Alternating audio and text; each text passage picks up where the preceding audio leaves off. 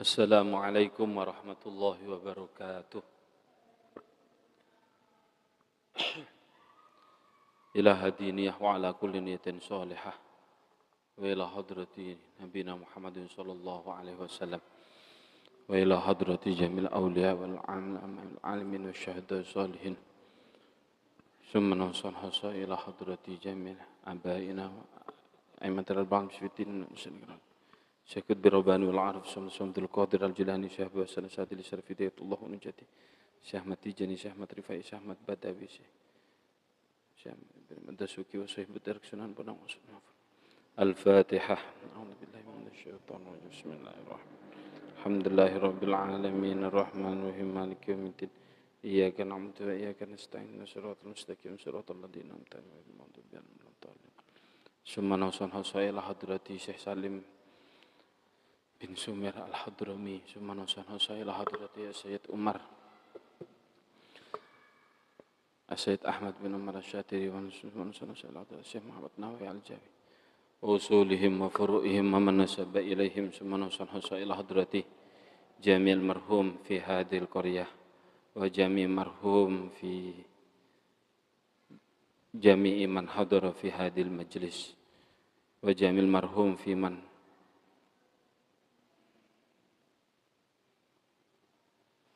في هذا المسجد وصوله الفاتحة أعوذ بالله من الشيطان الرجيم بسم الله الحمد لله رب العالمين الرحمن الرحيم مالك يوم الدين إياك نعبد وإياك نستعين اهدنا الصراط المستقيم صراط الذين أنعمت عليهم غير المغضوب عليهم ولا الضالين Bismillahirrahmanirrahim.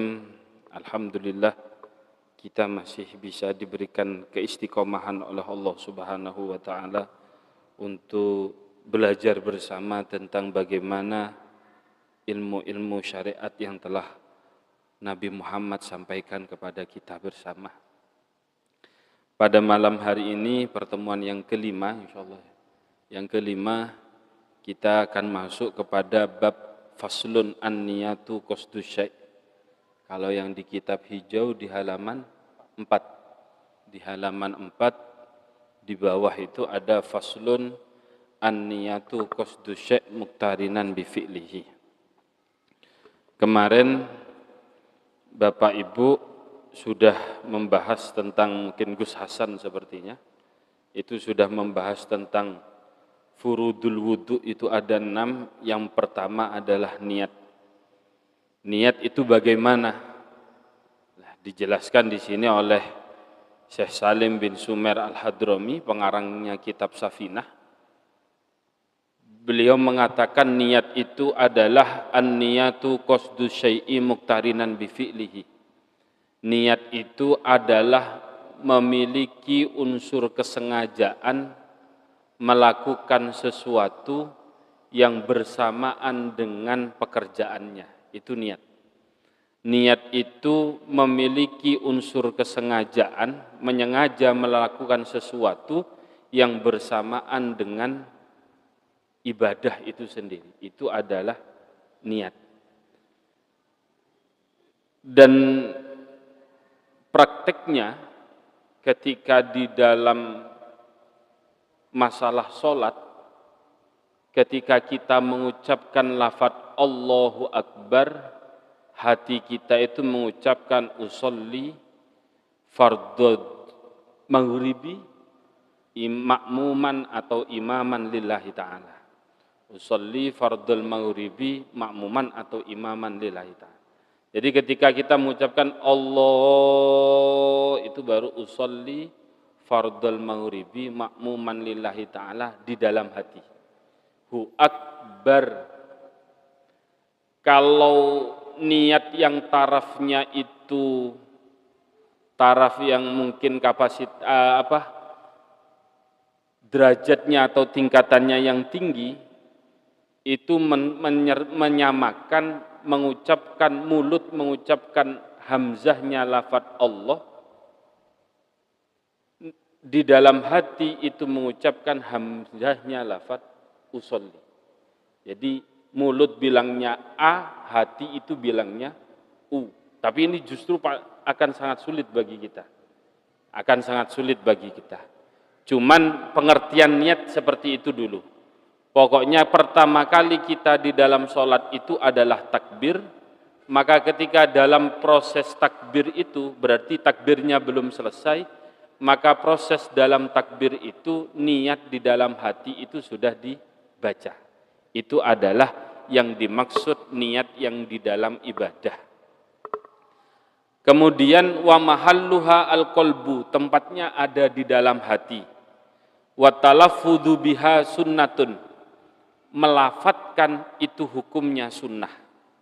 Melafatkan itu mulut mengucapkan, itu hukumnya sunnah. Bukan yang wajib, tapi yang wajib tetap yang ada di dalam hati. Cuman para ulama itu menganjurkan yang namanya mengucapkan niat terlebih dahulu. Mengucapkan niat di mulut terlebih dahulu, karena biar mancing. Biar mancing hati itu ikut-ikutan mengucapkan. Itu makanya dikasih hukum wa talaffudzu biha as-sunnah. Jadi melafatkan sunnah, melafatkan niat itu hukumnya sunnah.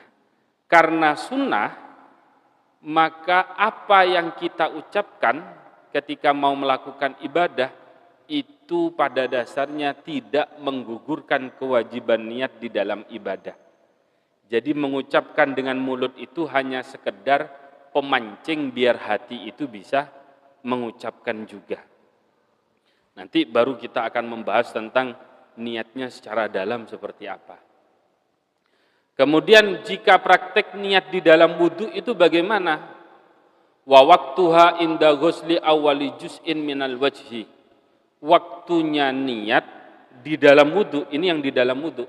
Waktunya niat di dalam wudu ketika pertama kali membasuh sebagian daripada wajah. Jadi kalau dipraktikkan, ketika kita mengambil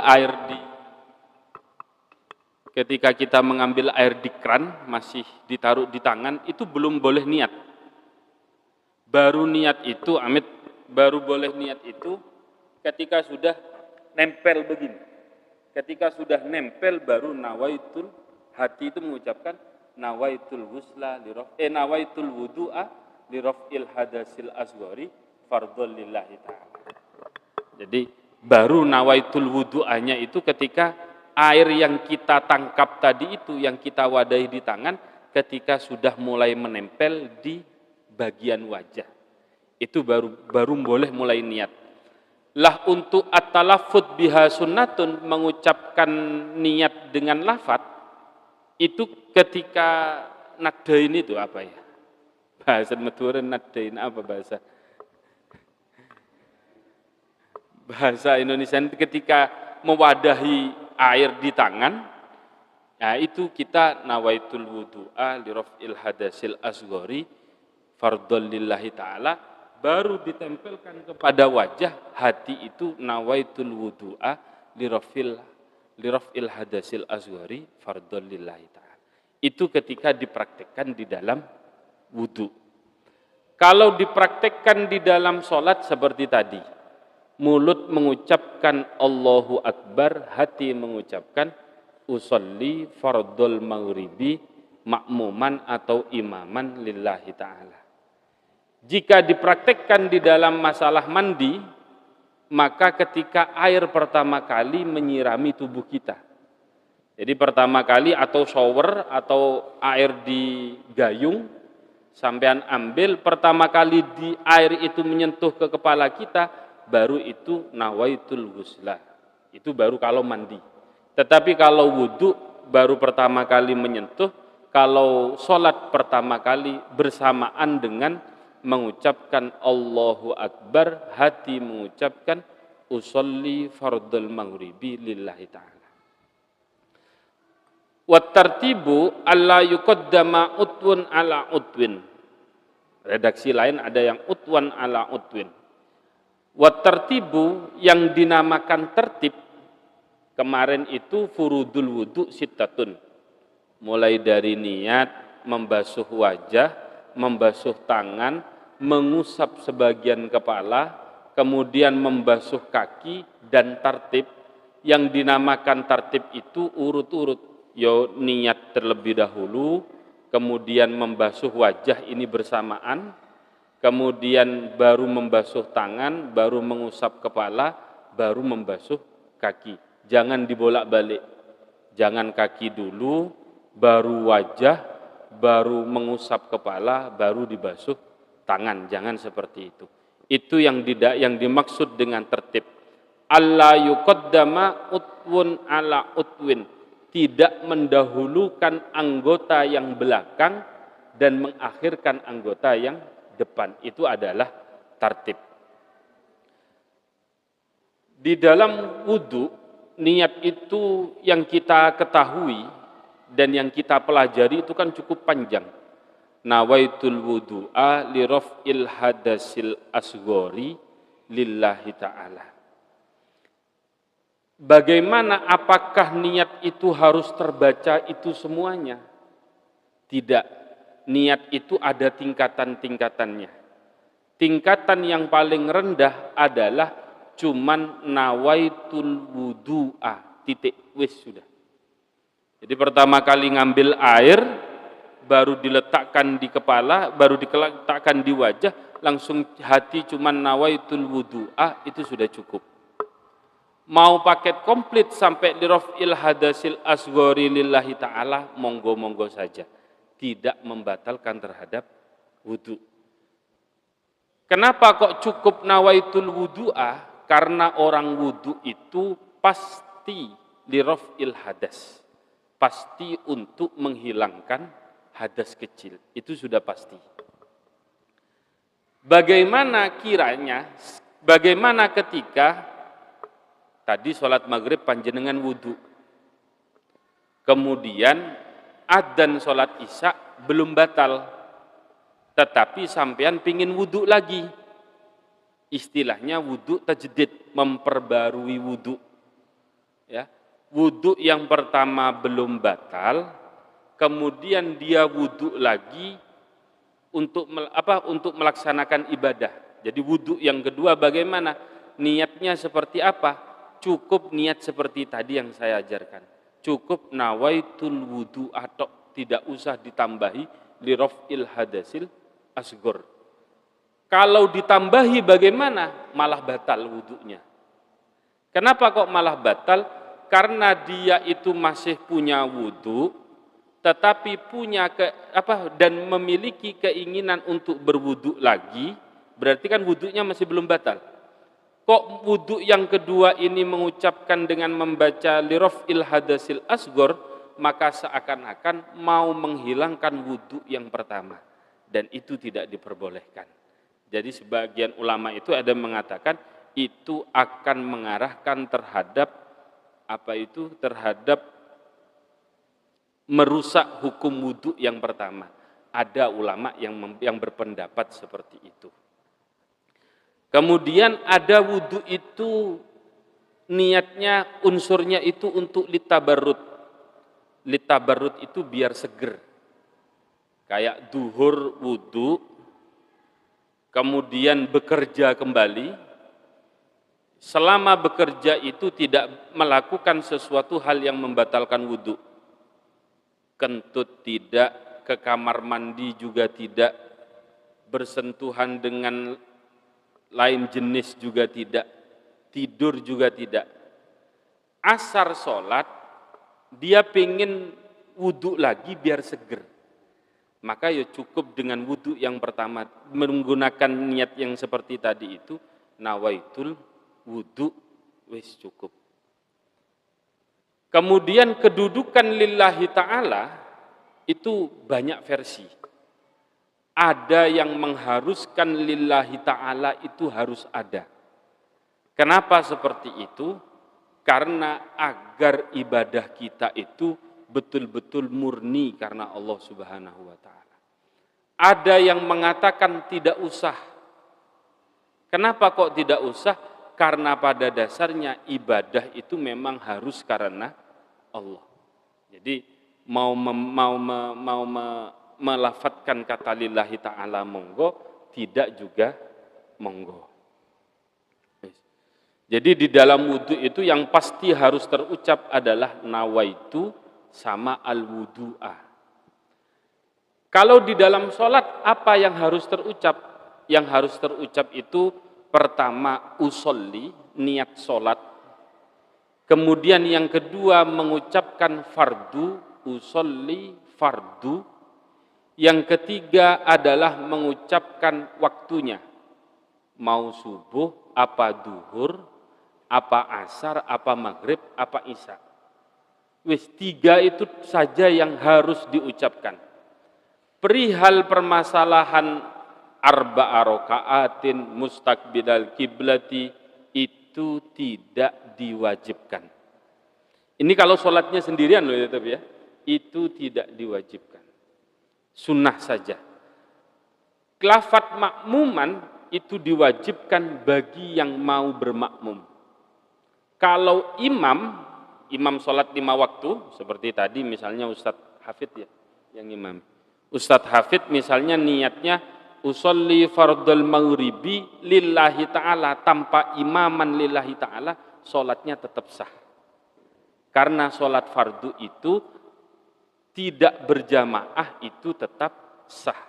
Tapi kalau Jumat itu harus imaman lillahi ta'ala, karena Jumat itu kalau tidak berjamaah tidak sah.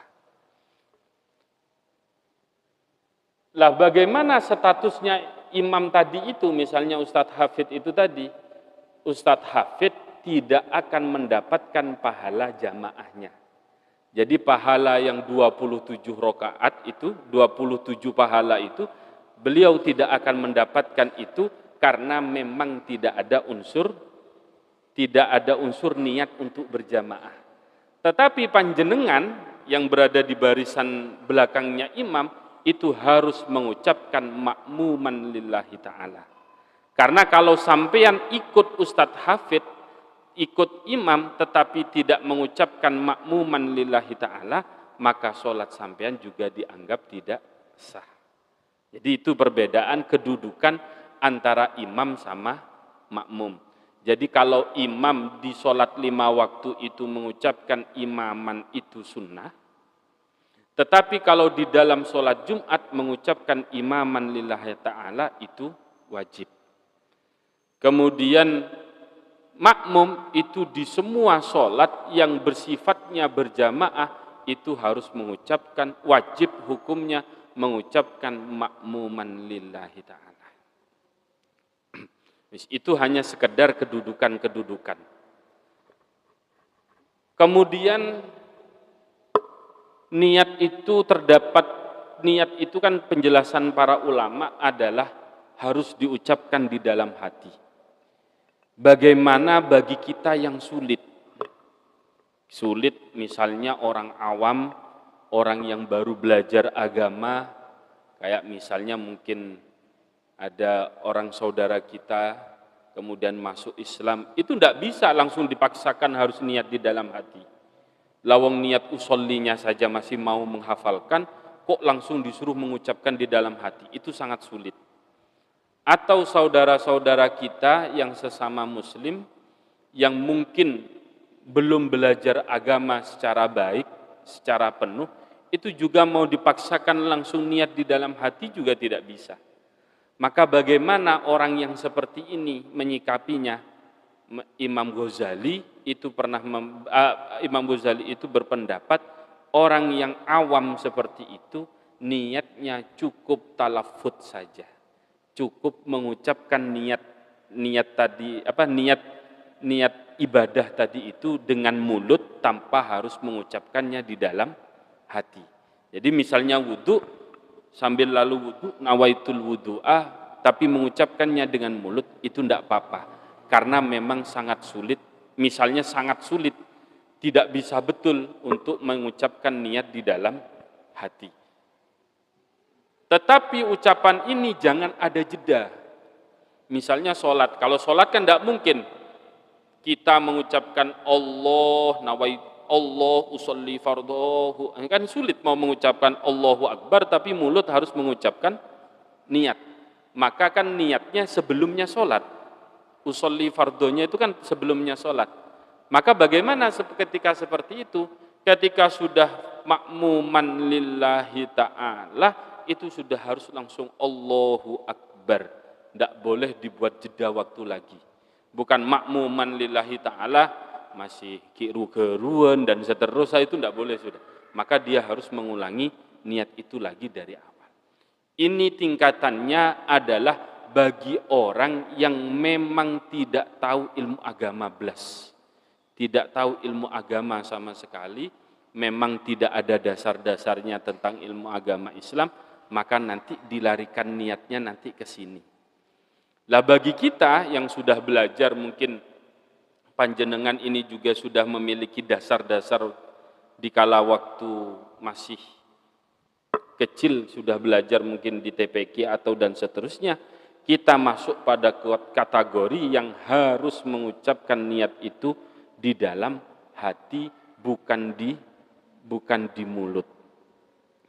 Kemudian dan terutama di dalam sholat. Sholat itu mulut mengucapkan Allahu Akbar, hati mengucapkan usolli, itu sulitnya Masya Allah.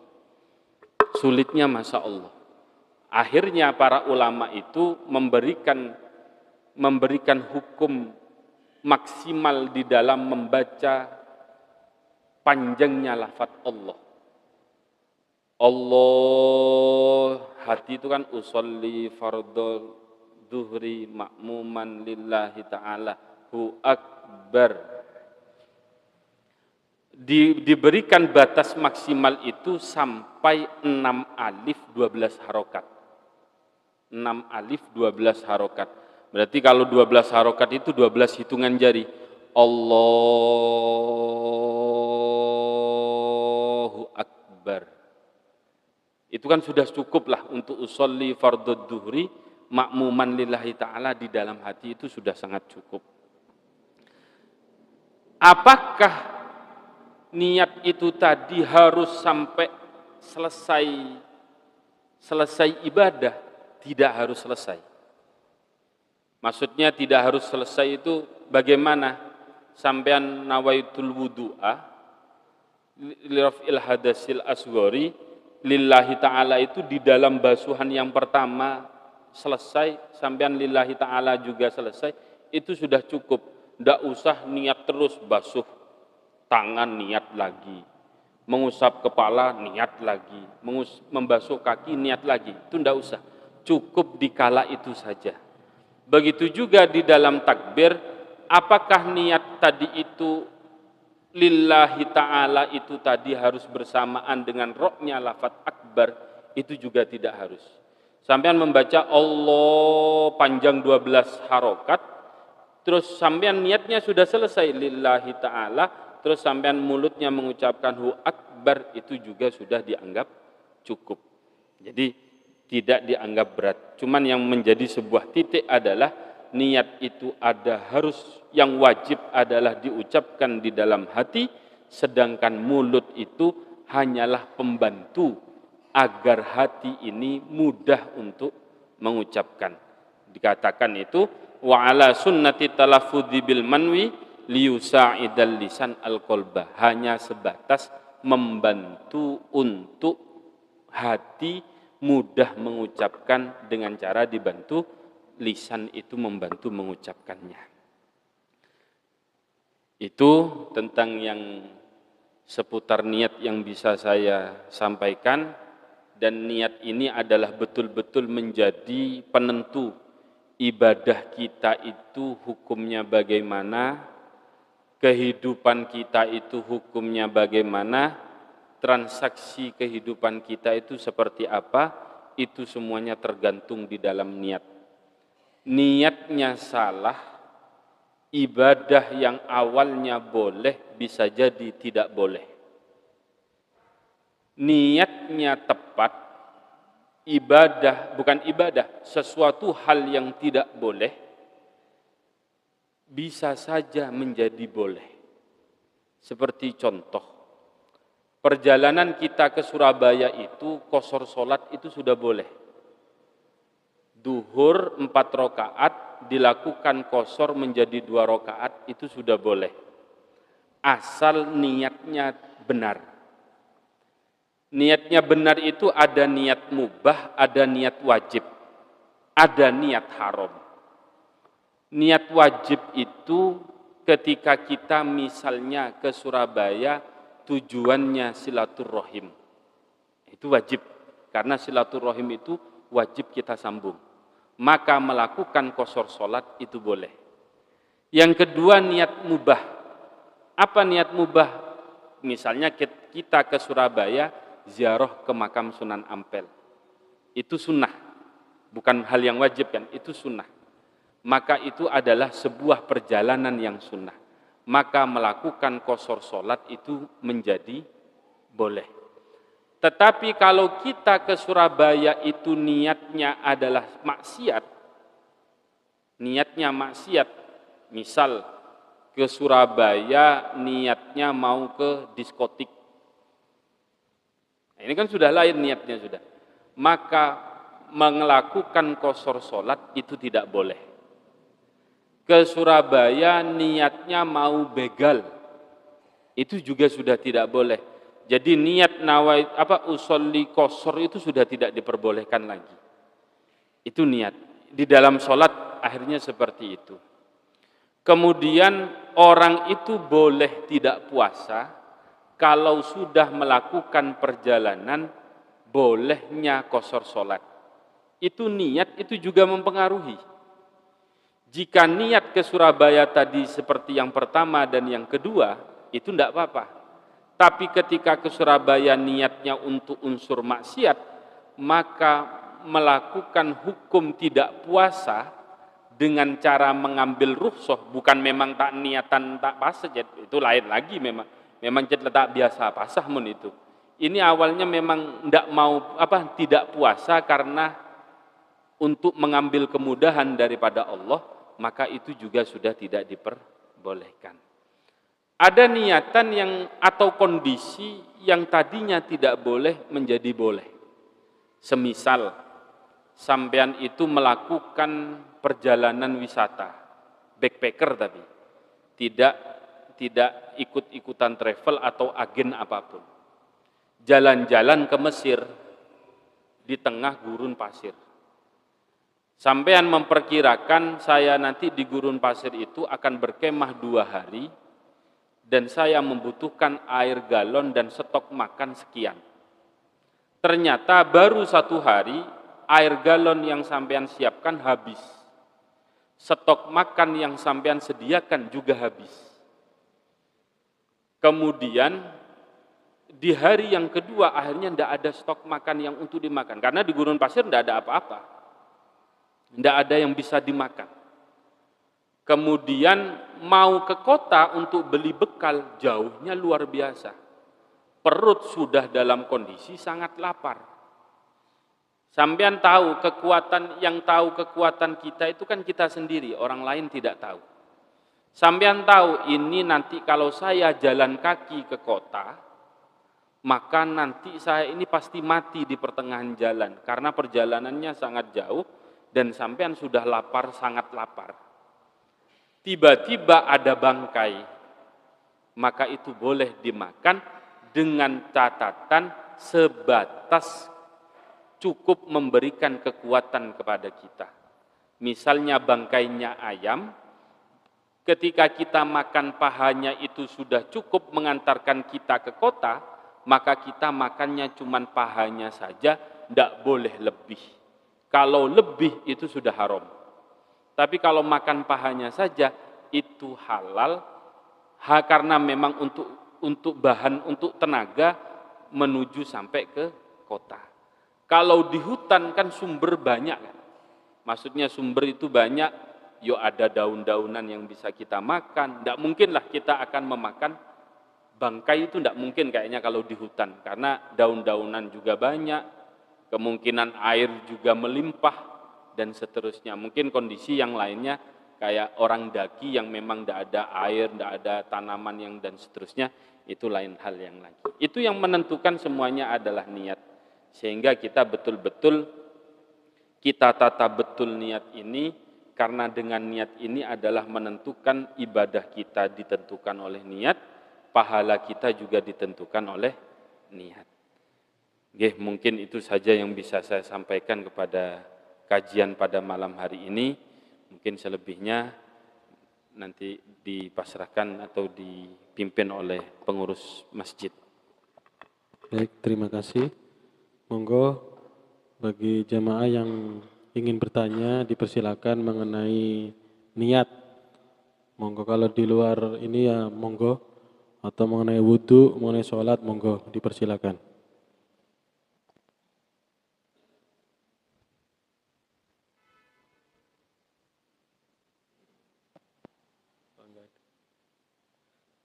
Gus, saya yang tanya Gus.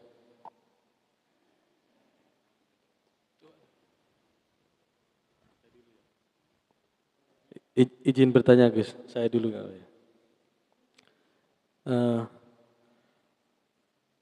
Ini tentang masalah niat Gus, tapi di luar ini maksudnya kehidupan sehari-hari Gus. Izin bertanya nggih. Seandainya ada orang atau teman minta bantuan kita, kemudian misal minta uang, kemudian kita ngasih uang tersebut, niatan kita baik untuk membantu orang. Sedangkan kita tidak tahu uang ini mau dibuat baik atau jahat. Nah, sedangkan niat kita kan baik. Sedangkan seandainya orang ini punya niatan buruk, misalnya mau dibelikan minuman, apakah kita kena dosanya atau mboten? Itu. Langsung dijawab. Mungkin satu persatu nggih. Kalau kita bahas secara fikih nih Pak.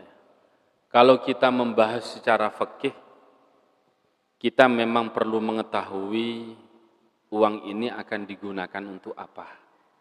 Bagi siapapun, maksudnya orang yang meminta bantuan lah kepada kita. Ketika kita sudah mengetahui daripada tujuan, maka ada sesuatu hal yang harus kita ambil tindakannya.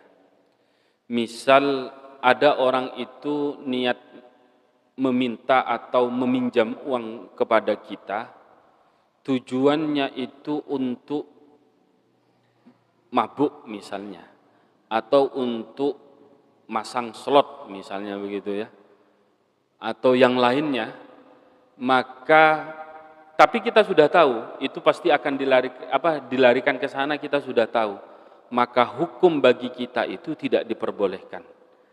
Meminjamkan duit atau memberikan uang itu tidak diperbolehkan, karena itu nanti akan mempengaruhi terhadap ta'awanu bukan alal birri, tapi ta'awanu alal ismi, membantu untuk melakukan sebuah perilaku dosa, atau ta'awanu alal ma'asi.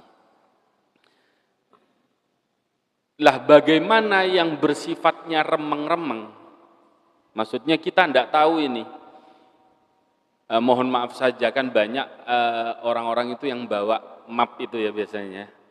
Bawa map itu kan kita tidak tahu. Ini masjidnya dibangun betulan apa tidak. Kemudian madrasahnya dibangun apa tidak, dan seterusnya. Ketika pembahasan secara fikih, mungkin kita melakukan sebuah kehati-hatian saja.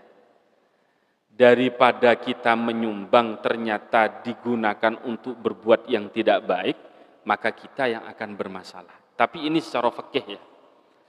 Tetapi kalau secara tasawuf, itu bukan kaitan kita.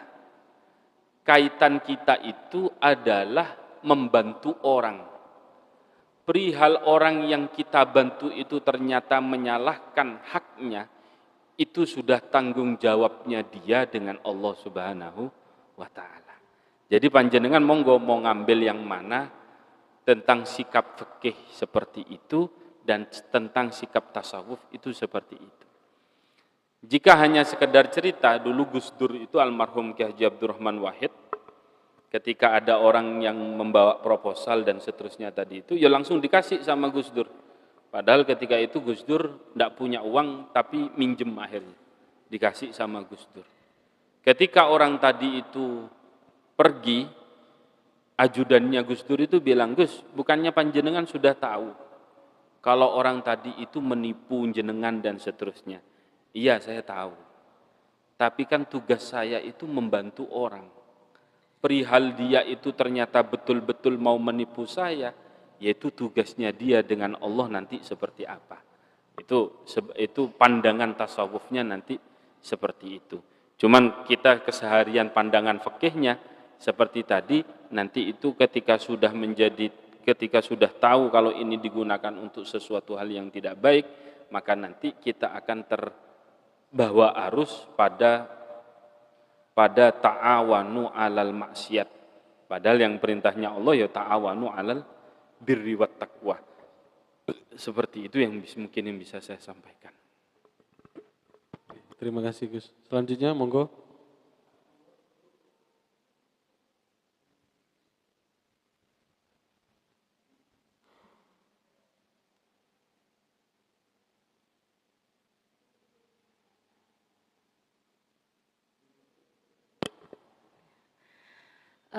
Untuk penjelasan tadi dari jenengan, apabila kita punya wudu, terus misalnya dari sholat malam ke sholat subuh, itu biasanya menunggu masih ada wudu gitu Gus, sampai sholat subuh. Nah tetapi seringnya itu kadang kita ragu, karena mengantuk sekali gitu Gus biasanya. Nah ketika kita ragu ini saya sudah hilang apa masih sadar selama proses menunggu itu. Nah tadi penjelasan dari Gus kan kalau misalnya kita punya wudu, terus kita wudu lagi, terus membaca lirofil hadasil, itu dianggapnya tidak diperbolehkan begitu Gus. Nah kalau apabila kita ragu gitu bagaimana hukumnya? Terima kasih.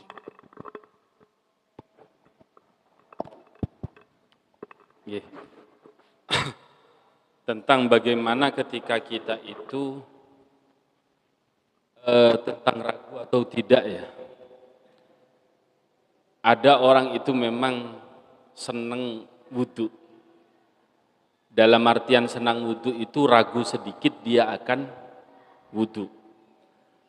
Ada orang lagi itu yang memang malas wudu. Apalagi kalau subuh itu kan kayak dingin dan seterusnya, akhirnya malas mengulangi. Tetapi ragu, saya tadi ini batal atau tidak dan seterusnya.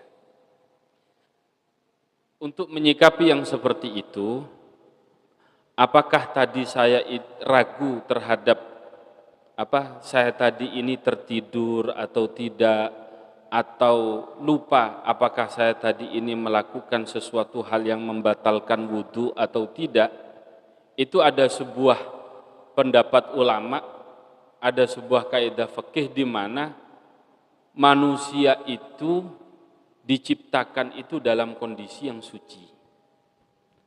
Dalam artian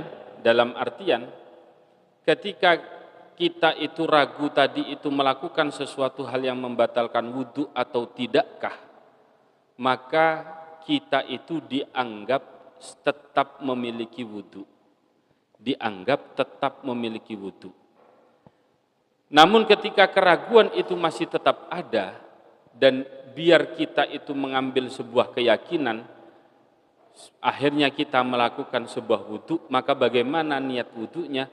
Maka niat wudunya tetap distatuskan seperti yang mau wudu lagi baru pertama kali. Dalam artian niatnya tetap untuk dibantu dengan atau tetap disertai lirafil hadasil asghari lillahi ta'ala. Niatnya tetap seperti itu. Tetapi ketika kita tadi itu ragu dan kita memilih tidak mengambil wudu lagi, kalau tadi mbaknya itu kan memilih untuk mengambil wudu lagi, maka seperti itu, maka mana yang diambil? Yang diambil adalah kembali niat seperti awal, yaitu tetap sah ketika disertai lirafil hadasil asgharinya, tetap sah. Tetapi kalau tidak mau mengambil wudu lagi, keraguan-raguan kita itu tadi bagaimana? Ya langsung sholat saja tidak apa-apa. Asal kita itu betul-betul betul-betul lupa kita itu tadi seperti apa. Tapi kalau panjenengan ingat tadi saya itu dari kamar mandi dan sampean lupa di kamar mandi ngapain, misalnya lupa kalau kencing, tetapi sampean baru keluar dari kamar mandi itu maka seperti apa? Maka orang tadi itu dianggap sudah melakukan sesuatu hal yang membatalkan wudhu. Karena biasanya orang ke kamar mandi itu pasti melakukan sesuatu hal yang membatalkan wudhu. Entah kencing, entah qadil hajat atau berak dan seterusnya. Biasanya orang yang seperti itu. Jadi ketika diingat waktu yang terdekat tadi bagaimana? Tadi sejam yang lalu, sejam yang lalu saya masih sholat kayaknya. Berarti masih punya wudhu. Jika memang betul-betul ragu atau betul-betul lupa apakah wudhu saya itu masih ada atau tidak. Seperti itu untuk masalah orang yang lupa menyikapi wudhunya. Monggo yang lainnya. Monggo, mungkin ada pertanyaan lain.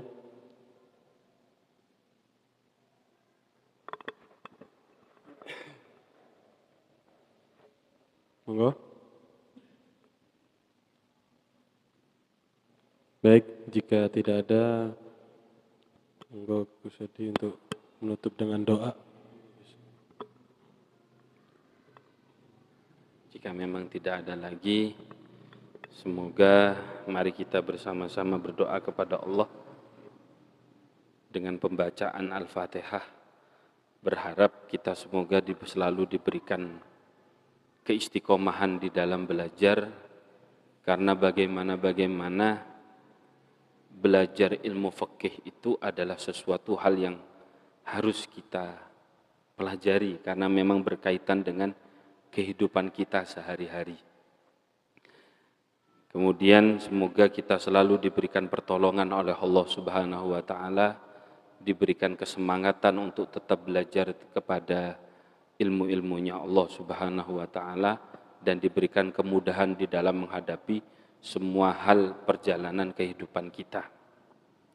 Ila hadiniyah wa ala kulli niyatin shalihah wa ila hadratin nabiyina Muhammadin sallallahu alaihi wasallam wa ila hadrati jamil auliya wal amani wa ila hadrati jami'im bi barakati jamil masyayikh wa bi barakati jamil auliya wa syuhada wa shalihin wa usulihim wa furu'ihim wa man nasabi lima kulli jamil lahumul fatihah. A'udzu billahi minasyaitonir rajim. Bismillahirrahmanirrahim. Alhamdulillahi rabbil alamin arrahmanir rahim maliki yaumiddin. Iyyaka na'budu wa iyyaka nasta'in ihdinas siratal mustaqim siratal ladzina an'amta 'alaihim ghairil maghdubi 'alaihim waladdallin. Amin. Kurang lebihnya mohon maaf. Assalamualaikum warahmatullahi wabarakatuh. Alhamdulillahirabbil alamin. Alhamdulillah, kajian malam ini telah selesai. Semoga kita menambah ilmu pengetahuan kita tentang fikih dari kitab Safinatun Najah dan juga dapat barokah ilmu dari Gus Hadi Abu Hasan dari Pondok Pesantren Mambaul Ulum.